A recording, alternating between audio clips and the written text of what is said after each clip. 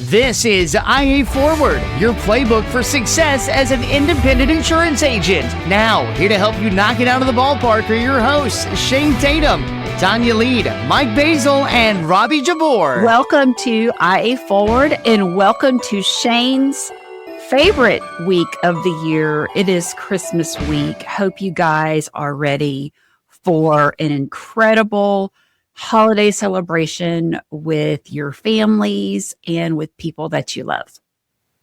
I'm 6 weeks in to Christmas week. I don't know what you're talking about, but like Christmas week's been going on for 6 weeks here.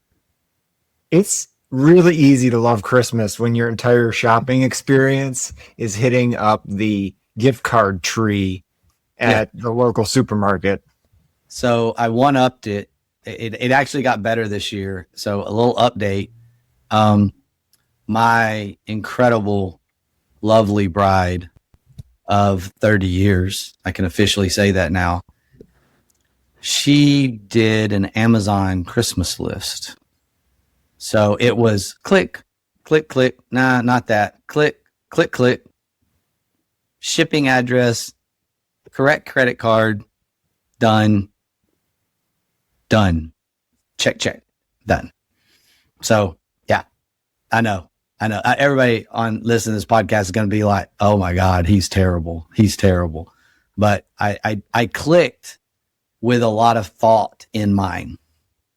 I really did. And she gave me a huge list. So I did have to narrow the list down because we only do stockings for each other. So if that helps, I don't know. I'm digging a hole. It's not helping. Well, we both do Amazon lists. Well, first of all, because Daniel always wants fishing stuff. And, you know, my idea of shopping for fishing items is I really want it to be purple. I don't care.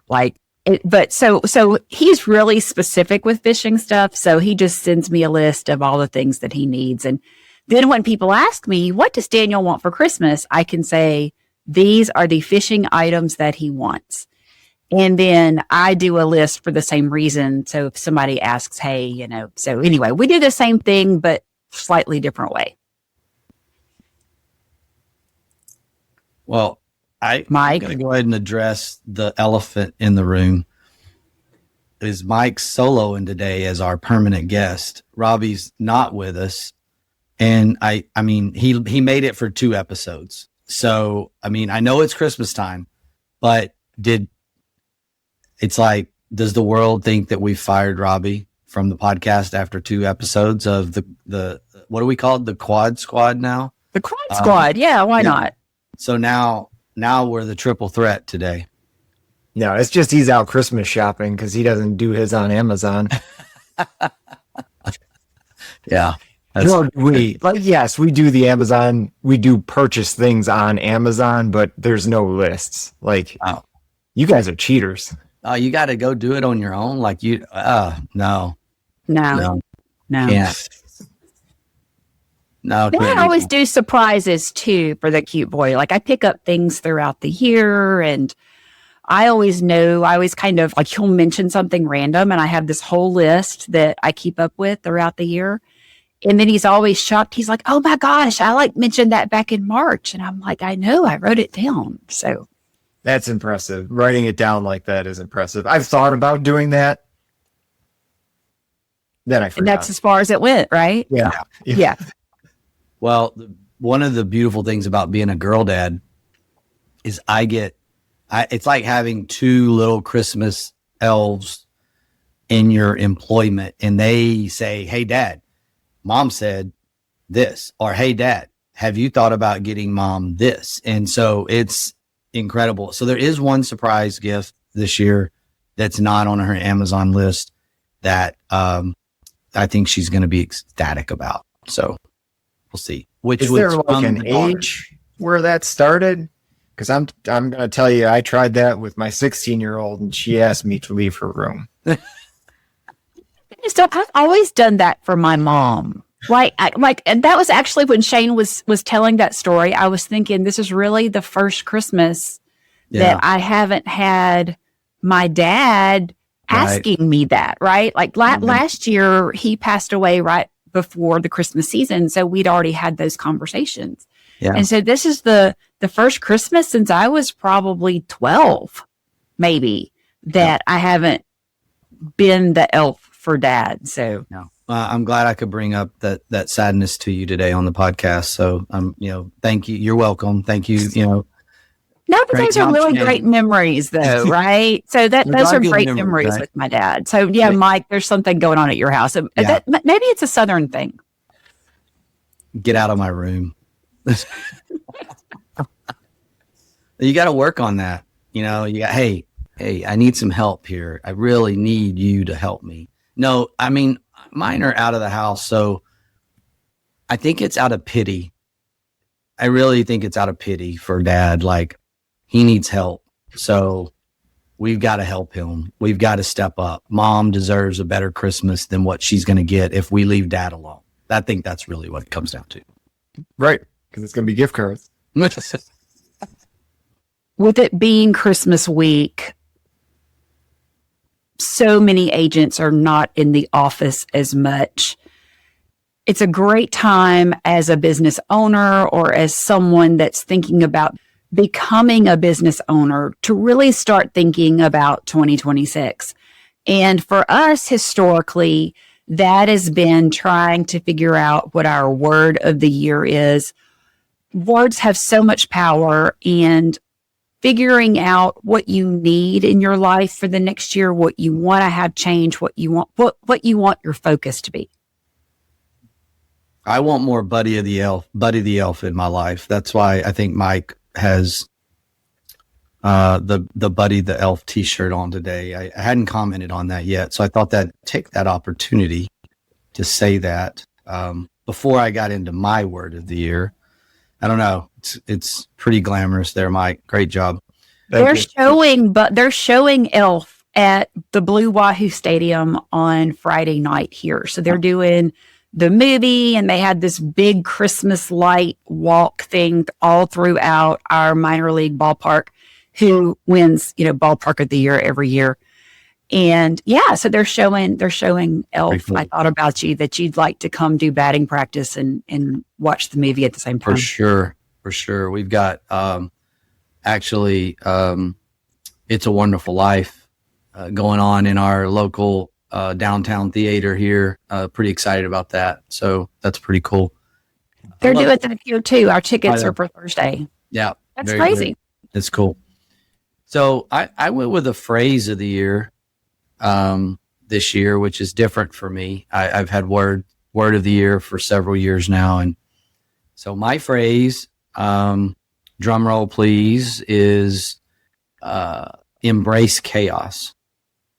And it's really just thinking about the last couple of years and the industry and what's happened. And I've talked to some different people about, why did I go with this phrase? And really it comes down to this realization that when I go back and look, learning from our past, kind of learning through our struggles, the cycles where we went through a struggle, every time that we entered a phase of what I would call chaos, obviously unintentionally, we ended up coming out of that phase stronger, improving ourselves. Our business was better. We grew personally. I mean, really, there was, other than wow, that was rough. Other than that side of it, it's always ended into this better place. And, I thought about for a few months, like, what should my word be? And I landed here because of the cycle that I feel like we're coming out of over the last few years in the P&C industry, of this hard market, really the hardest market that I've experienced in my tenure. And when I talk to people who are, retired, who've been retired for 10 years, and I talk to them about a couple of guys that I've talked to that, have been out of the industry and kind of dealt with it as a consumer and kind of keeping up with what's happened over the last 2-3 years, they've said, it feels like it's harder than any cycle they had been through. And so a lot of people have said, this is as hard as they've ever seen it. This is as tough as they've ever seen it. And so, coming out of that level of chaos is something that made me think about this, right? It's just like, hey, that resonated with me. And what's really, really funny, ironic, and maybe something we ought to pay attention to is just how well 2026 and 2027 are shaping up, not only for the industry, but like our organization. It looks really good. Now, we can't predict the future, but things are just trending really, really well. And there's always this opportunity coming out of chaos to improve the organization, improve ourselves. And so that's mine. Embrace chaos is my phrase for the year. I think for me, I love that one, by the way, but for me, just in terms of, changing roles here within Integra and doing a little bit more on a sales side, I also went with a phrase, but it's just improving deficiencies. It's so easy to just continue doing the things you do well, just keep going and doing the things you do well most often, but that's not how you improve. So, we like our sports analogies here. If you're a hitter and you hit fastballs really well, going in the cage and having people just spam you fastballs the entire session is not going to improve you. You've got to have people throwing you those changeups and those curves. Well, it's the same thing. Like, I know there's things that I can improve on in terms of my processes, and everybody out there, I'm sure, has the same things where I really could be a little bit better at this one particular thing. It's really just being mindful of that, accepting that there's that thing you need to be better at, and then really getting after it and making that a strength of yours in this upcoming year instead of a deficiency. Nice. Like it. My word of the year last year was serenity. And I think that the universe took that as a challenge to throw everything at me to see if I could have that and be successful at it. And so this year I wanted a word that did not challenge the universe, that I could just kind of take with me. And it is rhythm. And as a dancer, that's one of those things you can't rush. You can't rush rhythm. You can't muscle your way through it. When you're off rhythm, everybody feels it. Your partner feels it. You can see it. And this year and the last few years, actually, with this hard market, I've just kind of felt like we were trying to move faster and fix things. And sometimes we weren't as intentional because we were playing defense, right? We couldn't play offense because we were playing defense. And we know that defense is what wins championships, right? So if you're still here, you've won. But that's not sustainable long term, right? So rhythm to me is creating a cadence that's sustainable. It's building systems that carry the load. And we can't all be at full tempo for forever, right? As a dancer, that exhausts you.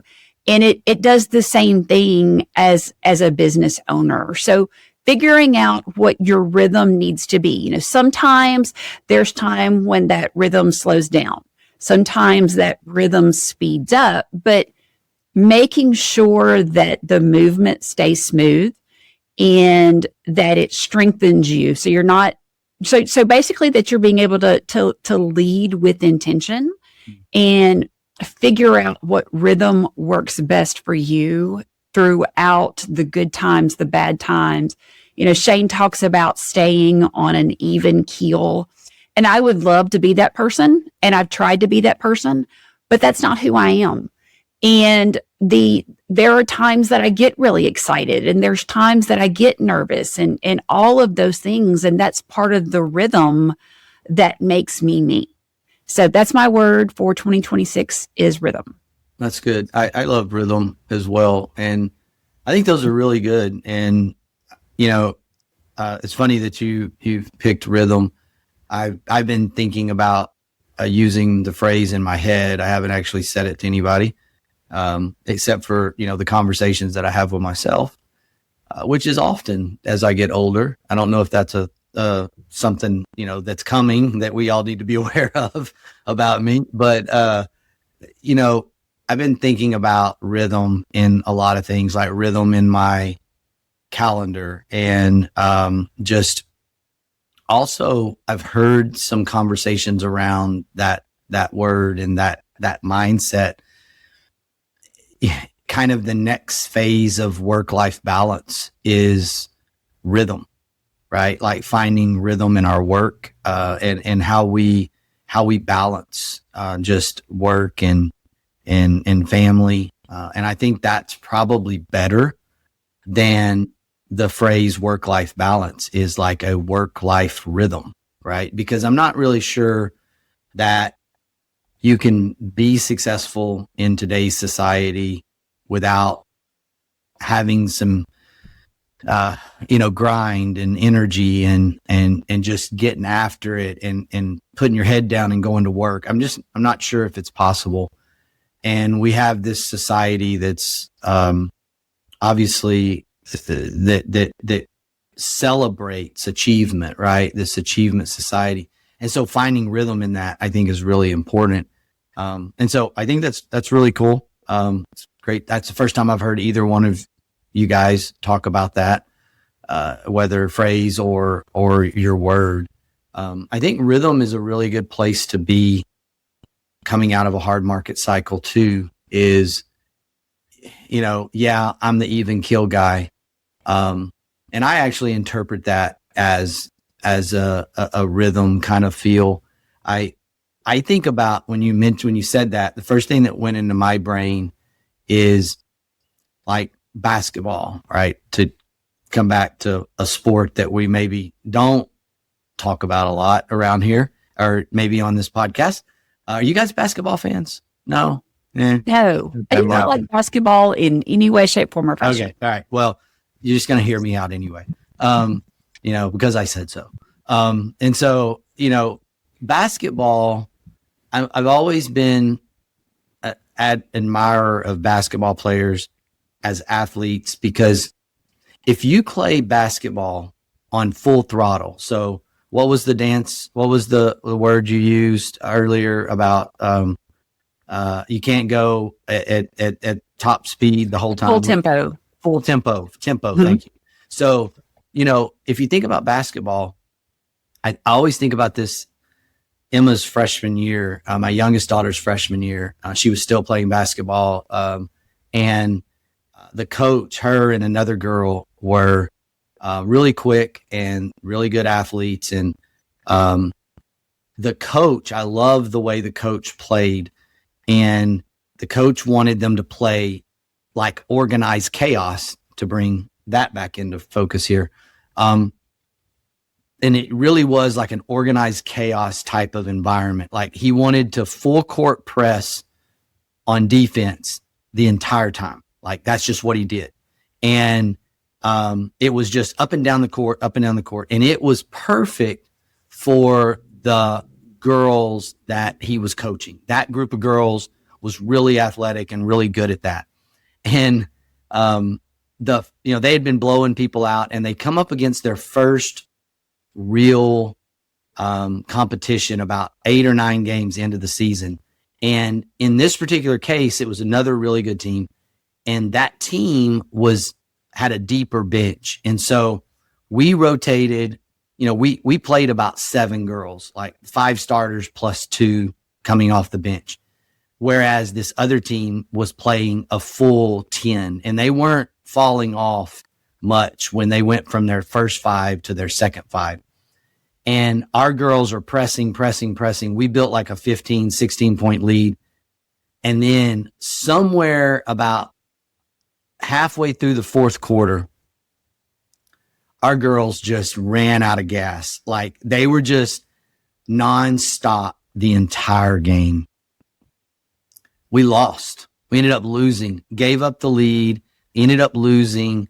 And it was a lesson about rhythm. It was a lesson about you can't run full throttle like all the time. Like you have to, basketball especially, like basketball is a sport. It's about, it's almost like being a little bit sly, right? Like you don't want to be running full speed. You want to be able to be kind of at a pause and then make a break and get yourself open under the basket. And so just things like that. And I think about the rhythm concept, and I think about basketball, and it's the same thing. Like we've gotten into this thing with baseball now, like just a lot of different pieces here that go with not only sports analogy, but also how we work and how we live our life. It goes back to the thought that if everything is urgent, nothing is intentional. And we read a book earlier this year, and we read several books this year, so you're going to have to tell me which one it was, that talked about you had one priority. Like the meaning of the word priority historically is singular, right? And we have turned into everything being a priority. Which book was that? Essentialism. Okay, that's James Clear. Yeah, maybe lie. Anyway, so essentialism, and I am 8 books short of my 100 books this year. So I have got to figure out how to read 8 books in the next 2 weeks, and I haven't figured out if it's even possible, but I've got to figure it out. Well, Mike, anyway, on an audio book, right? I mean, but this idea of rhythm, and it's, to me, it's kind of stop being so reactionary, doing what's intentional, and going through what I've been through in the last year. People would ask the cute boy, and they would say, well, how is Tanya doing? And he would say, well, she is surviving. And I am finally moving back out of survival mode into thriving mode, which is where I like to be. But I think that's where so many of our agencies are or have been over the last 2.5 years. We have been in survival mode.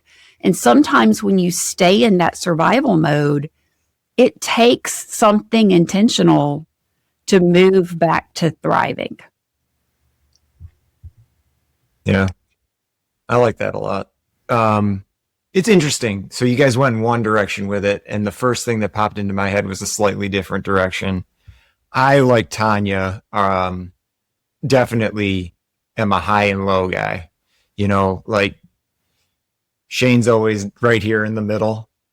I'm up here some days, I'm down here some days.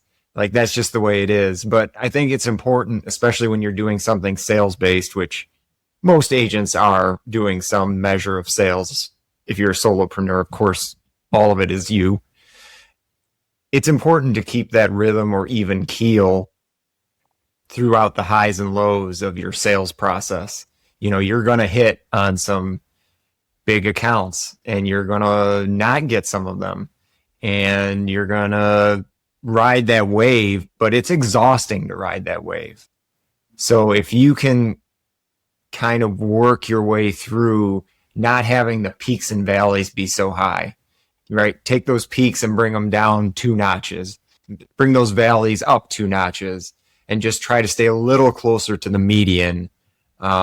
It's a lot easier to function emotionally, and you're not as exhausted at the end of the day by riding that wave. Yeah, I think that's right. And what was yours again? Deficient. What's the phrase? I don't remember. You don't remember your phrase of the year?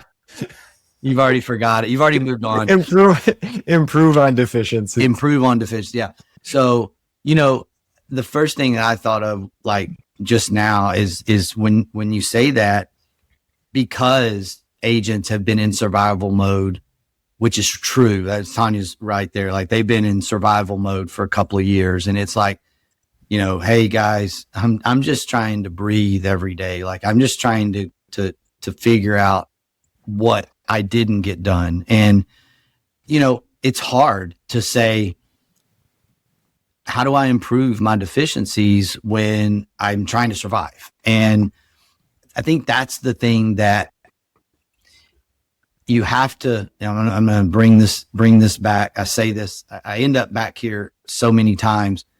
I'm going to tell you to get out your stop doing list. Okay. And, that's gotta, it's almost as frequent as, policy per customer ratio that comes out of my mouth. Stop doing list. Like, what are the things that you're doing that maybe you should not do anymore? And I think we get into this, I talk about stop doing lists all the time with people, like personal relationships, church relationships, business relationships. Like if somebody, he does, he loves this conversation. Mike, have you had this conversation with him yet? I have not. No, it's coming. Yeah. It's coming. Now that I know you're up here and down here, now I know how to frame the stop doing list for you.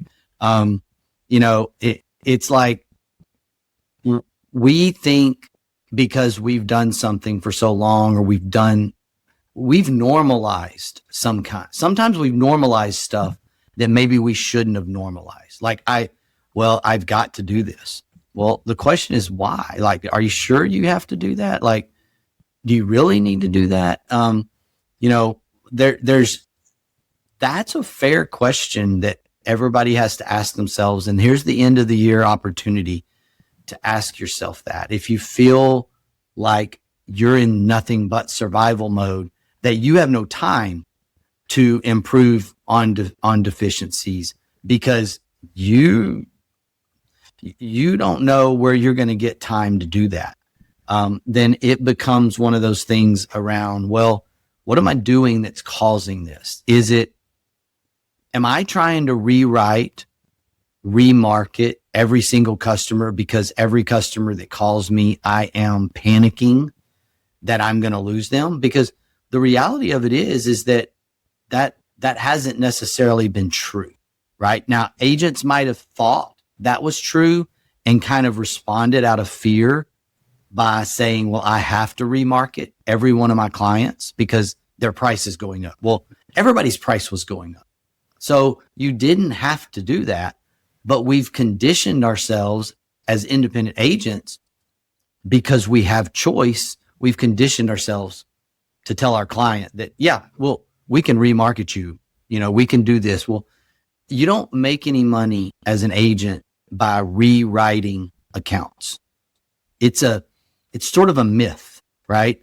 And so that's just kind of one of those things. Do everything you can to not have to rewrite it. So maybe the stop doing list item there is, put in some parameters that, well, unless the price increase is above X, then I'm going to convince, my customer they're in a better place right here. Yeah, I think one important thing within that is shifting gears slightly is you need to trust your relationship with that person. And you need to cultivate that relationship prior to that conversation so that you've got a leg to stand on when you're having it. If you've been in communication with them throughout the year or throughout that 12 months, if it's a 12-month policy, and, they're comfortable with you and they know you have their best interest in mind, it's a lot easier to have a conversation and you tell them that their price is going to increase a little bit, but here's why. And it's kind of just the way the market is. They're going to believe you instead of beating feet. This is such a great week to have this conversation because Christmas is one of the few times that we're allowed to step back and take a pause and not apologize for it. Unless you were in radio, and then that's a whole nother story. But in our business, it's really okay to step back this week, take a little time away from the agency. And as owners, it gives you some great time to think about the business as opposed to being in the business. But beyond that, it's a time to remember why you do this, right? I mean, we work so hard in our agencies And this is the week that you get to remember exactly why spending time with your family. Yeah, it's I don't know. There's a couple of different things that I always think about this time of year. One is like, man, this is awesome to be able to have this time of year and not necessarily I'm not going in and working shift work. I'm not having to be on call. Whatever, right? Whatever that comparable to some other occupation is. And it's, I know that some commercial accounts renew January 1st, and some of you guys might be in a little bit of a renewal cycle, in December. It happens. But for the most part, when you compare it to society in general, the insurance industry is pretty calm these last couple of weeks of the year. And especially on the agency side, carrier reps tend to take some vacation time, and tends to, you lose a couple of meetings that you normally might have. And it's really a good time to step back, maybe not be at the office every day or be, on call every day. And, I think about, to kind of double down a little bit, thinking about thinking about it. The other thing is the new year that's coming, right? It's this excitement of fresh start. And it doesn't matter whether you've come out of a hard market cycle or a soft market cycle. Like, there's just something about, like, okay, being energetic about the new year, being energetic about what is to come. And I get really excited about that every time around this time of year, every December. I want to mention something, talking about the stop doing and talking about rhythm, and it probably could apply to Mike's phrase too. So from the wisdom of Juju, that is my wife's aunt's name, Juju. She's Aunt Juju. So one of the things that I grabbed a hold of a couple of years ago, ironically, it was because evidently I'm a closet hoarder. So I have a lot of clothes. I don't buy my clothes. I'm transparent here, openly in public, the public realm. I don't buy my clothes. That is shocking to so many. I know. Julie, obviously I can't, if y'all haven't figured this out yet, I can't live without Julie. So so I have to go first. We know that. And so what happens is I don't take something out of my closet when something new comes in. And she has a rule that you have to get rid of something, right? She had a rule when our kids were little. If you got a new toy, you had to give up a toy, right? I mean, this is pretty strict stuff.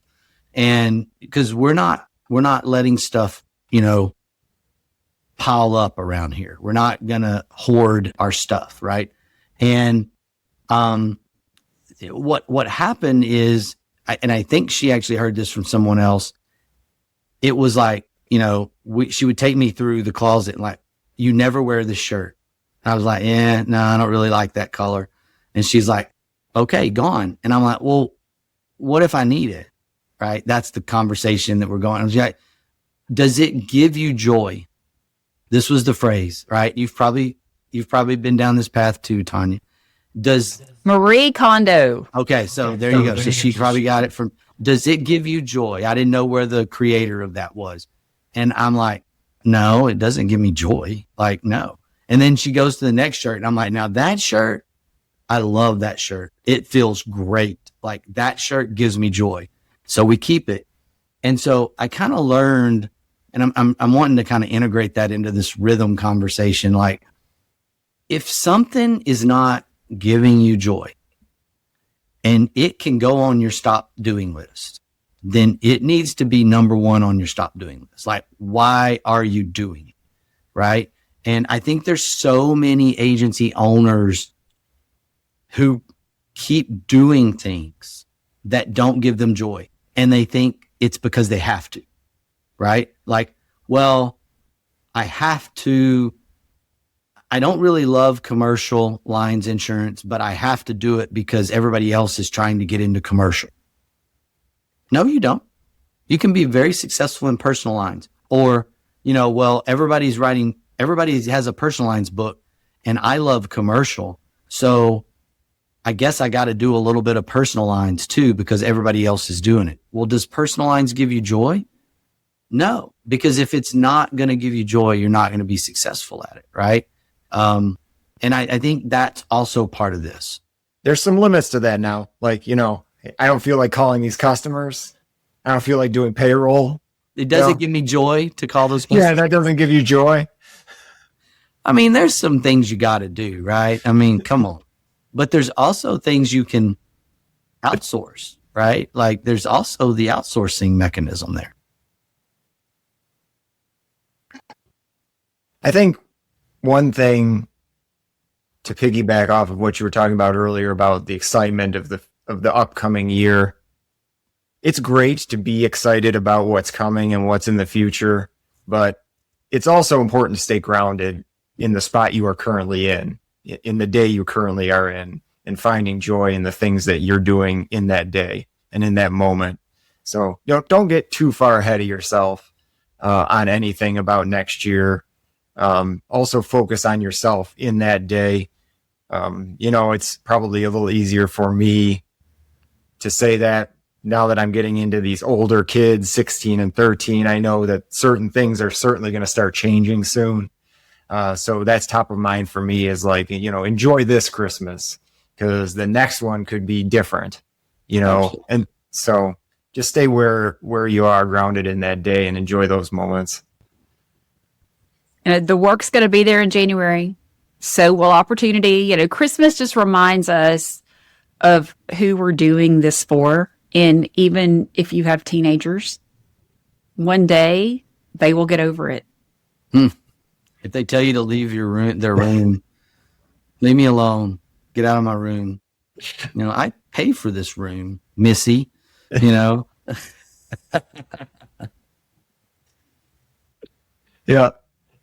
She was very nice about it, but, I got the point.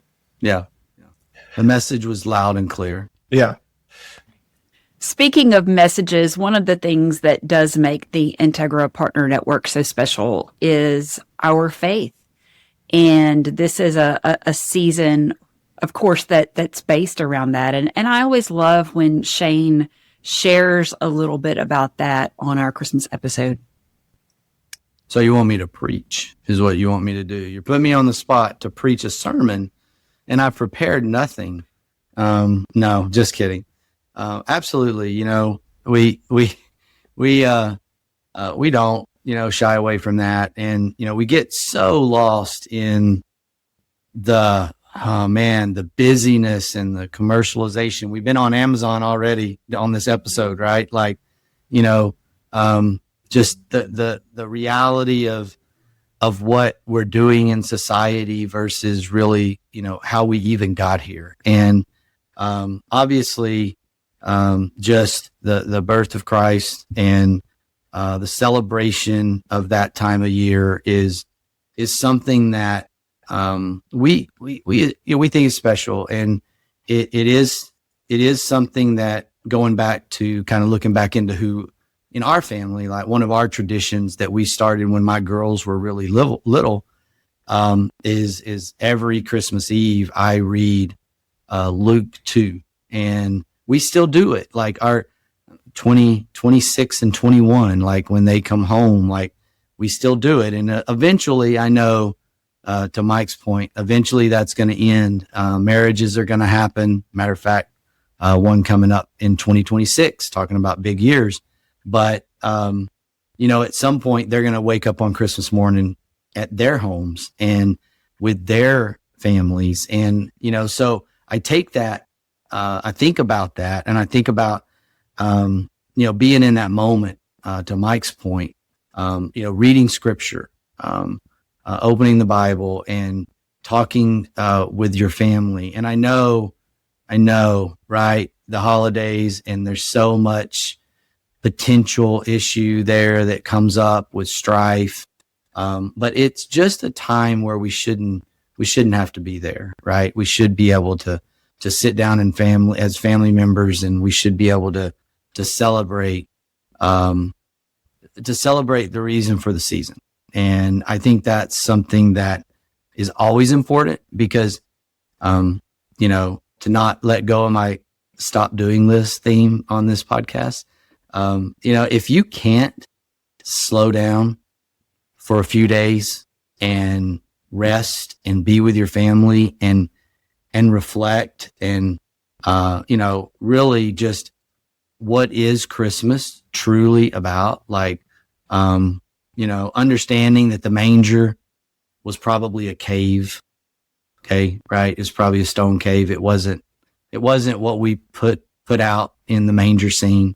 The wise men weren't there yet. There's all these little funny things about the manger scene and things like that. And, that we always laugh and kind of joke about, but just dig in, right? Like it's a really great time to dig in and reflect and understand what really transpired that brought us to this point over 2,000 years later.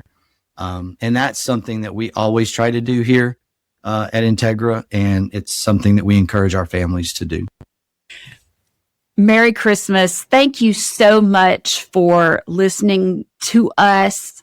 We love sharing our ideas with you. We hope that throughout 2025 that it has made a difference in your life. Your comments to us have certainly made a difference for all of us as well.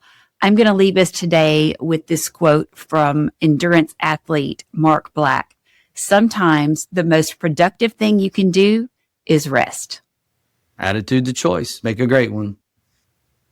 At the Integra Partner Network, we understand that carrier access is the key to your agency's success. That's why Integra offers direct access to top-rated personal and commercial carriers, ensuring your agency thrives in today's challenging market. And with our comprehensive resources, profit sharing and bonus opportunities, technology and peer support, all while you retain 100% of your book with no penalties to exit. Integra is ready to empower you and your agency to find sustained growth. Find your way to Integra. Visit IntegraPartnerNetwork.com today. That's IntegraPartnerNetwork.com.